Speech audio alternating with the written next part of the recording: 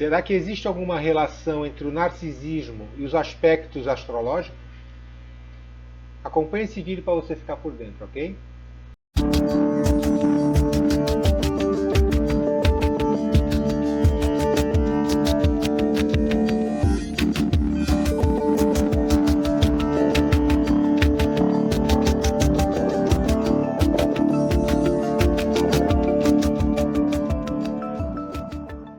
Boa noite, gente. Como é que vocês estão? Espero que todos estejam bem, espero que todos estejam com saúde, espero que todos estejam em paz aí junto aos bichos de vocês, aos amigos de vocês, aos familiares de vocês e que a quem mais for caro e querido ao coração de cada um, ok? O narcisismo, gente, talvez seja considerada a psicopatologia mais antipática dentre todas elas, tá? Porque ela atinge justamente aqueles conceitos cristãos que a gente tem, né? Que a nossa sociedade tem, de humildade e igualdade. Né? E nós vivemos numa sociedade de valores judaico-cristãos, né? Em sua maioria, talvez. Em geral, toda aquela pessoa muito exibida, né? Que se acha sempre acerta e que não ouve muito ninguém, a gente classifica como narcisista. Talvez até incorretamente. Tá? O narcisismo ele virou um termo popular para classificar esse tipo de pessoa. Tá bom? Mas o narcisismo ele é uma psicopatologia complexa, séria, tá? Porque aqueles casos mais avançados não há registro de cura, tá bom? E com muita discussão no meio acadêmico, ok? E também com várias vertentes aí, com várias definições vindas de várias vertentes, ok?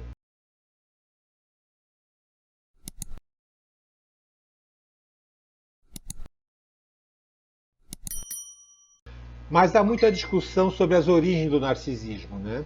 Alguns falam que é fruto de uma personalidade ferida, que não foi respeitada. Outros falam que, pelo contrário, foi aquela criança extremamente elogiada, paparicada, superestimada, que cresceu achando que o mundo lhe deve algo simplesmente por ter nascido, né? Simplesmente por ela ter nascido. Há quem diga que pode haver componentes hereditários no narcisismo e até mesmo componentes físicos, né? Como uma diminuição da massa cinzenta de áreas do cérebro que são associadas com empatia, com compaixão e etc. E há aqueles que acham, tá? Eu concordo mais com essa linha, tá bom? Que se trata de uma pessoa que na infância passou por um abuso muito violento, passou por uma humilhação muito violenta, por um trauma muito violento.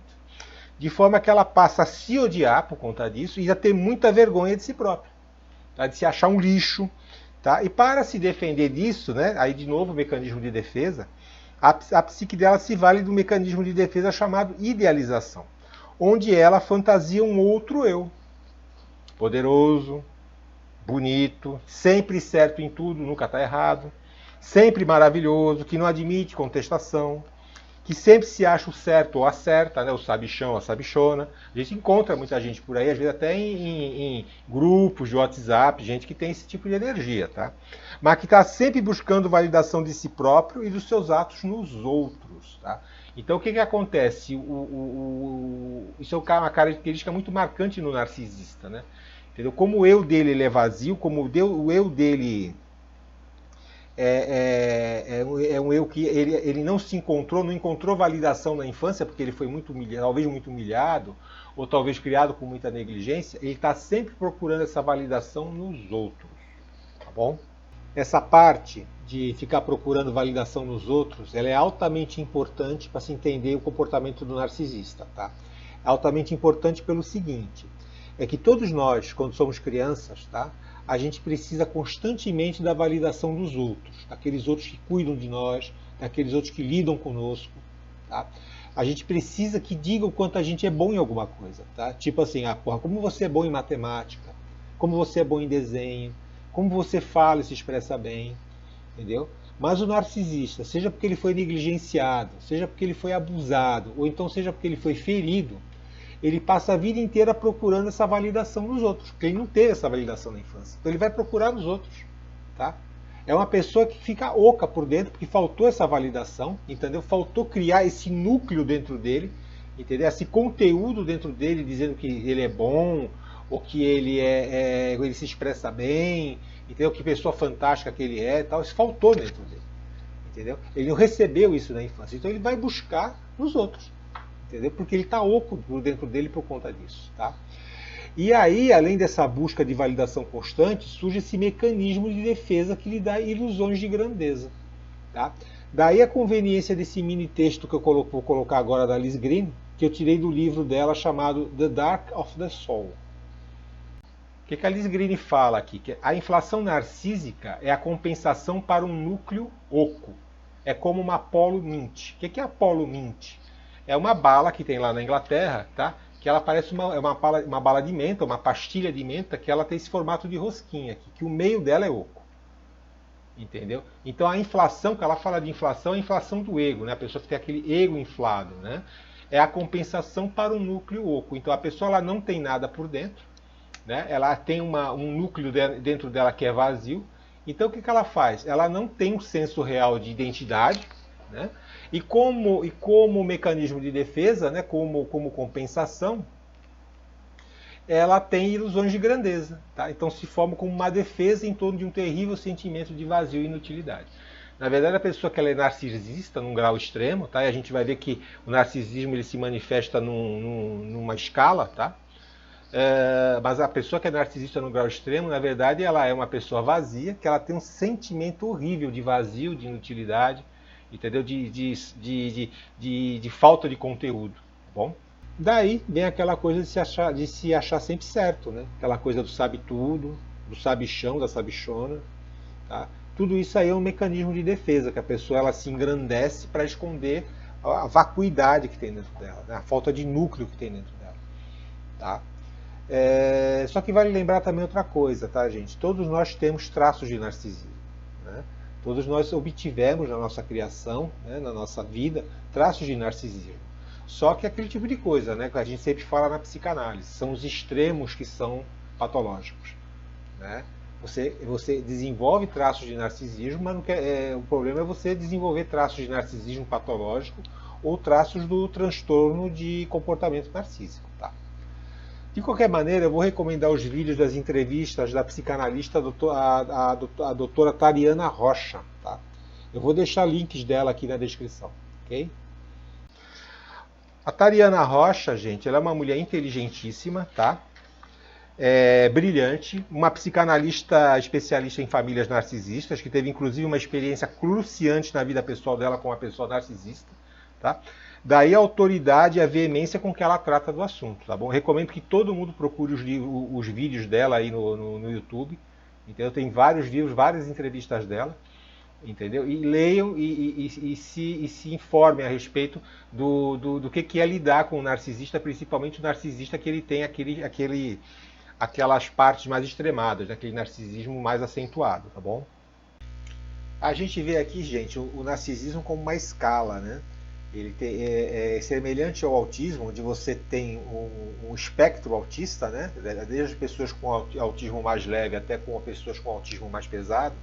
O narcisismo é a mesma coisa, ele vai desde o chamado dito narcisismo saudável, tá? Esse termo já vi ser utilizado, que é aquela pessoa que sabe das suas habilidades, sabe do seu valor, entendeu? Sabe impor limites aos outros, sabe impor respeito numa boa, né? Até o narcisismo patológico, e o último nível lá, que é o transtorno de comportamento narcísico, né? Aqui a pessoa já apresenta uma personalidade manipuladora, fria, insensível, que ele se utiliza dos outros para satisfazer uma segurança egóica que ele não tem, ok? E aqui, né, esse vídeo aqui, ele está centrado aqui nesses dois casos, tá bom? Que são os casos mais extremos, que é o narcisismo patológico e o TCN, ok?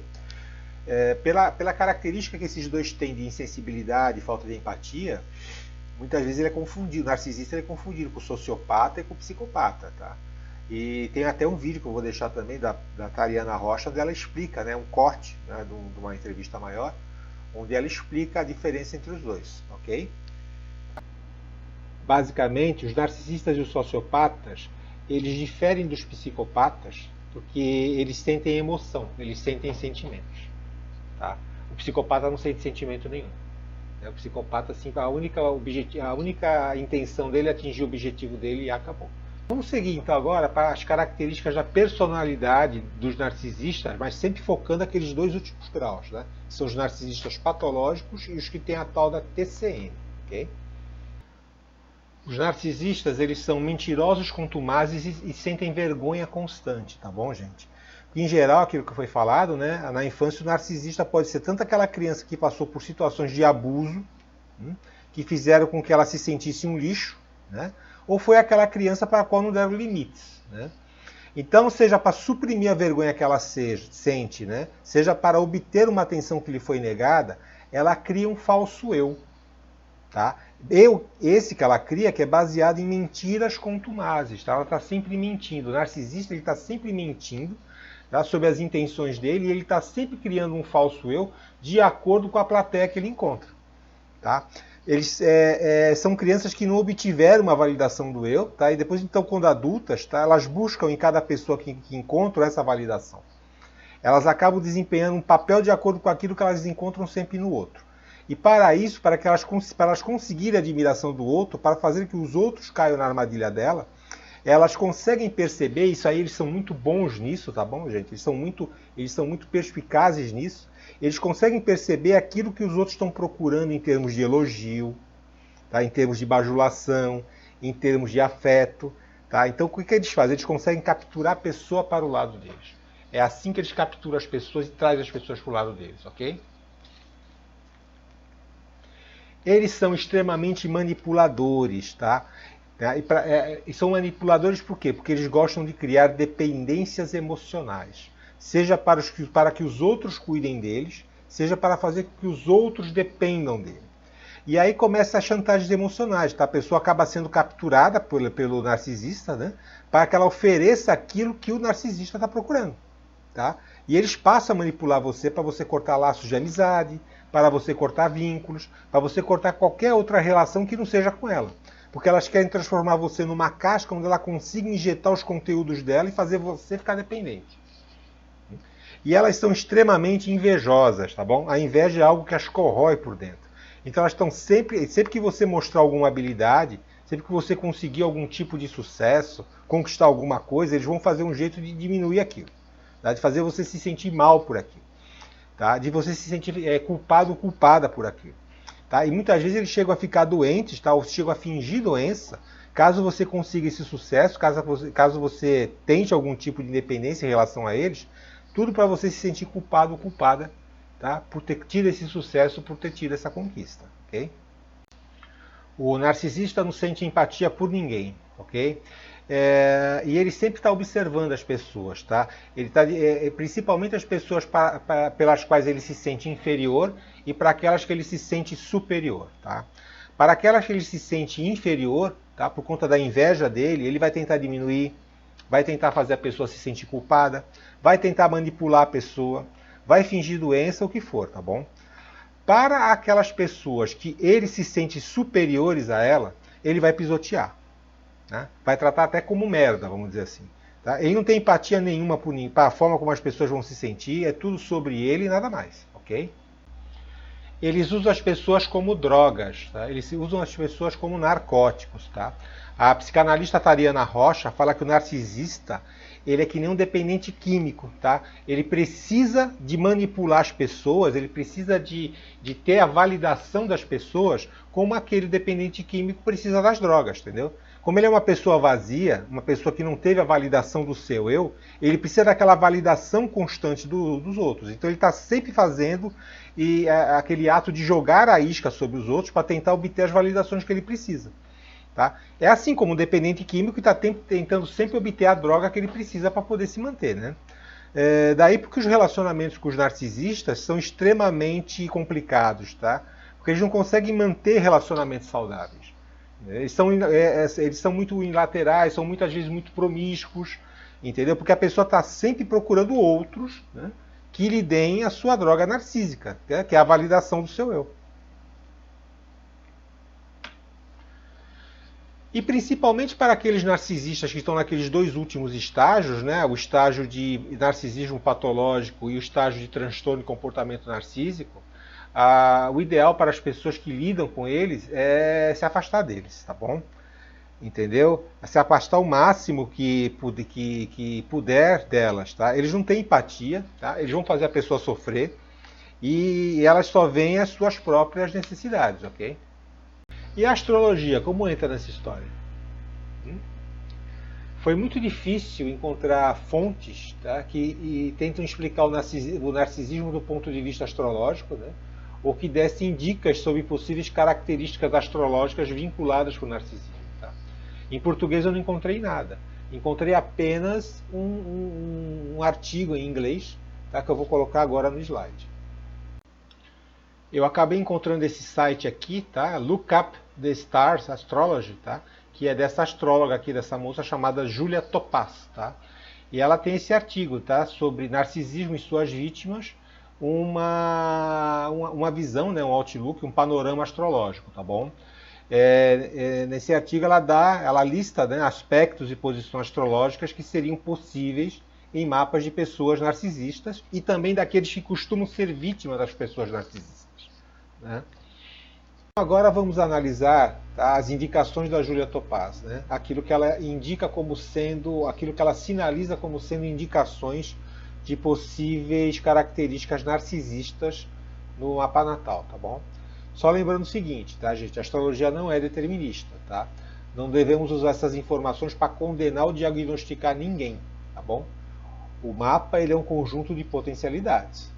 Ele pode ajudar a reforçar e diferenciar certas situações duvidosas, tá bom?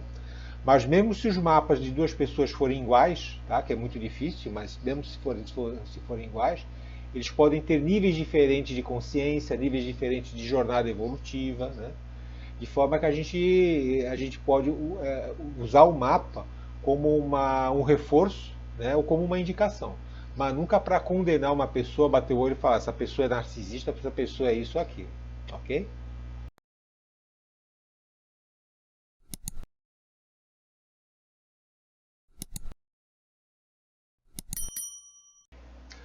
Então vamos lá, ela começa dizendo indicações de um ego barra senso de identidade ferido, ok?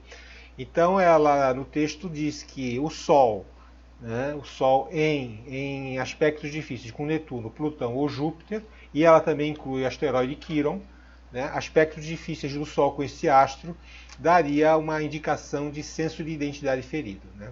Eu acho estranho ela ter colocado Júpiter, tá? Que eu acho que Júpiter em condições difíceis com o Sol, ele dá um ego inflado, tá? Ela dá aquela coisa da pessoa se sentir superior, né? Mas não porque ela tem um senso de identidade, um ego ferido, tá? Eu incluiria aqui também o ascendente. Quando a gente fala de ego ou de individualidade, a gente está falando mais do Sol, né? Quando a gente fala de identidade, né? Aquela coisa de como a pessoa se apresenta, como ela se identifica, eu penso que aí a gente está falando mais do ascendente. Incongruência entre o eu e a realidade. Então ela fala que Netuno forte, né? Netuno estando forte, é uma indicação de incongruência entre o eu e a realidade. Sim, né? O Netuno ele sempre dá aquela coisa, aquela névoa sobre a realidade, ele sempre dá aquela conotação de fuga, de você não perceber o que está acontecendo, né? De engano. Né? E aí, o que acontece? Ele fala que aspectos desafiadores de Júpiter a esse Netuno também intensificam isso. Com certeza, porque Júpiter sempre expande tudo que toca. Né? Então, Júpiter lançando o aspecto desafiador com Netuno, essa realidade acaba sendo inflada de uma maneira além do que Netuno já faz. Né? Fora que aí então, você tem a recíproca, né? Aquela necessidade que Júpiter tem de expandir, de ir além, muitas vezes pode ser alguma coisa fora da realidade, justamente por conta desse aspecto com Netuno aí. Tá? Insensibilidade, então ela fala de Plutão forte. Né? Então Plutão forte, ou seja, Plutão junto aos ângulos, ou Plutão em aspectos difíceis com o Sol e com a Lua, dá aquela coisa de insensibilidade. Tá? Entendeu? E principalmente ela diz que Plutão em aspecto difícil com o Sol ou com Marte. Tá? E eu aí também concordo com ela. Tá? Eu acho que Plutão tem esse lado realmente de insensibilidade e muitas vezes de falta, às vezes até de empatia. Se bem que empatia ela põe ela já relaciona a Lua, como a gente vai ver mais tarde, mais para frente, ok? Ocultar ou manipular. Né? Ela salienta um Netuno forte ou um Plutão forte, principalmente em aspectos difíceis consigo com Marte. Né? Eu concordo, né? Eu acrescentaria, porém, aí também uma ênfase no signo de Escorpião, tá? Se o signo de Escorpião tiver muito saliente, né, tiver muito ressaltado e tiver planetas ali com aspectos difíceis, isso pode sim ressaltar essas características de ocultação ou manipulação.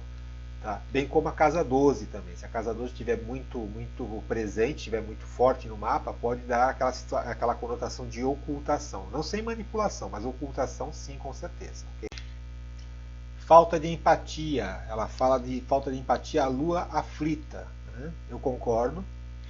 Né? A lua é aquela coisa das emoções, aquela coisa de você nutrir, ser nutrido. Né? São as suas reações emocionais, entendeu? Então, dependendo da sua reação emocional, você pode ser mais empata ou não. Né? E ela fala da Lua em aspectos difíceis com esses planetas aqui, né? Que pode gerar falta de empatia. Né? Marte em aspecto difícil com a Lua pode dar uma agressividade emocional. Né? Saturno em aspecto difícil com a Lua pode dar frieza emocional. Urano em aspecto difícil com a Lua pode dar algum tipo de reação emocional imprevisível. Né? Alguma coisa que passa na tua cabeça que você não concorda por causa de uma ideia pré-definida que você tem, e você tem aquela reação emocional complicada, né? Aquela reação emocional não muito adequada. Né? E ela fala também que a falta de empatia pode ser relacionada a Vênus, porque Vênus são os nossos valores. Né? Então nessa brincadeira, muitas vezes, se você tiver uma Vênus aflita, isso pode dar uma falta de empatia, porque os seus valores, os valores da pessoa estão distorcidos. Né? Mentira compulsiva, tá? A autora cita um asteroide chamado Lais, né? Lais em inglês significa mentira, né? E ressalta a importância desse asteroide no caso de pessoas narcisistas, tá? Eu não tenho experiência com asteroide, tá? Eu penso que em geral mentiras são atributos de aspectos tensos de Netuno com Mercúrio, né? Netuno com Mercúrio somente se envolvendo as casas 2 e 3, ou então aspectos tensos de Mercúrio com Júpiter, tá? Onde a pessoa aumenta as coisas, a pessoa exagera, tá bom? E agora vamos analisar o outro lado, tá? Vamos analisar as indicações que a Júlia Topaz faz sobre características de pessoas, ou possíveis características de pessoas, entendeu? Que podem ser possíveis vítimas de pessoas narcisistas, tá? Vamos conferir. E aí, nesses casos agora, a gente tem a característica de falta de limites, né? Porque o que acontece? Muitas vezes a pessoa fica presa ou ela ser abusada por alguém que tem o transtorno que tem o narcisismo patológico ou o transtorno de comportamento narcísico. Muitas vezes é aquela pessoa que ela não consegue colocar limites, né? Ela não consegue colocar barreiras entre ela e os outros, né? Então ela acaba sendo abusada, muitas vezes, tá? E aí muitas vezes você tem Netuno com aspecto ao Sol, Netuno com aspecto à Lua e Netuno com aspecto a Mercúrio. Então a autora fala que muitas vezes esse abuso vem no caso do pai, que é o Sol, né, da parte do pai, da parte da mãe, que é a Lua, ou da parte de irmãos, né, que é Mercúrio. Tá? Aqui eu acrescentaria também do caso, como Mercúrio também rege a terceira casa, irmãos, né, primos, tios, tá? Nesse caso, e colocaria também, como Netuno ele é regente natural da sexta casa, colocaria colegas de trabalho também aqui, tá? E ela fala também que Netuno provavelmente estaria em contato com a cúspide da quarta ou da 10ª casa. Isso aí torna Netuno angular, né? Então torna Netuno forte no mapa, tá? Isso aí mostra que a pessoa ela foi criada, muitas vezes, em um ambiente que não permitia que ela construísse seus próprios limites. Então ela, desde o início, ela foi submetida a abusos. Né? Então ela não aprendeu a botar limites nos outros, né? Já que ela sempre foi abusada, ela não aprendeu a colocar limite nos outros, então ela acaba se tornando vítima aí do narcisista. Tá? E ela ressalta também a incapacidade da pessoa deixar ir. Né? Muitas vezes a pessoa ela se apega a um sonho, entendeu? Ela se apega àquela imagem projetada através de Netuno. Então lembrem que o narcisista, ele convence a pessoa, ele captura a pessoa porque ele começa a dizer para a pessoa aquilo que ela queria ouvir. Então a pessoa projeta no narcisista aquela imagem daquilo que ela sempre imaginou ou daquilo que ela sempre quis. Entendeu? Isso daí tem muito a ver com Netuno, né? Aquela coisa do espelho, aquela coisa da pessoa projetar isso daí. Só que ela cita aí, curiosamente, que muitas vezes Plutão está envolvido. né? Plutão, muitas vezes, a pessoa percebe a ameaça que é representada pelo narcisista, né? Só que ela não quer se render à realidade. Tá? Ela não quer dar o braço a torcer que aquele narcisista está fazendo mal para ela. Entendeu? Então ela também acha que ela tem esse lado de tentar manipular o narcisista. Tá? Ou tentar fazer com que o narcisista entre na dela, vamos dizer assim. Tá? E a empatia, né? Muitas vezes a pessoa ela é empática demais, né?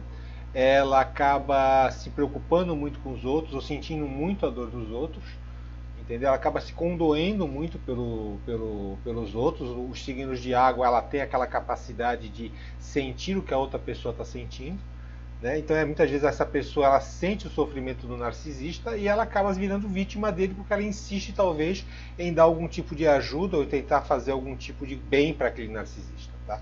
Então ele fala muito grande, ela fala da prevalência muito grande de signos, planetas e casas de água, né? Então Netuno, né? Lua, tá?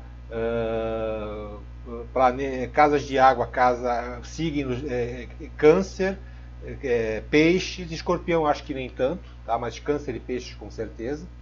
Casas de água, casas 4 a 12 e talvez a 8. Como a 8 é uma casa de escorpião, eu não tenho muita certeza se a 8 entra nessa aí não, tá? Bom, gente, era isso. Tá? Obrigado por ter assistido. Espero que vocês tenham gostado. Tá? Se quiserem se aprofundar mais, assistam os vídeos da Tariana Rocha no YouTube, né? Como eu disse, ela é uma mulher brilhante, muito entusiasmada pelo que ela faz, né? Aliás, outro dia eu participei de uma live no canal da minha amiga taróloga Vera Cristina Costa Santos, tá bom? Eu estou deixando o link aqui embaixo também dessa live, né? E nessa live eu falei que das redes sociais de hoje em dia muito pouco se aproveita. Mas o YouTube tem sido uma exceção, tá? Você consegue garimpar coisas valiosas em termos de disseminação do conhecimento, principalmente os podcasts, né? Nós temos lá o Vênus Podcast, né, da Yasmin Assini e da Cris Paiva. Nós temos o Flow, temos o Inteligência SA, que é do Vilela, né? Sempre tem entrevistas das quais a gente consegue agregar conhecimento, tá bom? Eu vou me despedindo aqui, tá bom, gente? Se você gostou do vídeo, deixa um like. Tá? Se for do seu interesse, se inscreva no canal. Eu só quero pedir desculpa pela cara de sono, porque aqui já é altas horas da noite, são quase 1 hora da manhã, tá? E hoje também o dia não foi fácil, então realmente eu estou com cara de cansado, estou com olhos de cansado. Mas estou aqui gravando o vídeo com todo o coração, tá bom? Fiquem com Deus, até semana que vem. E ó, beijo para vocês, ok? Tchau, tchau.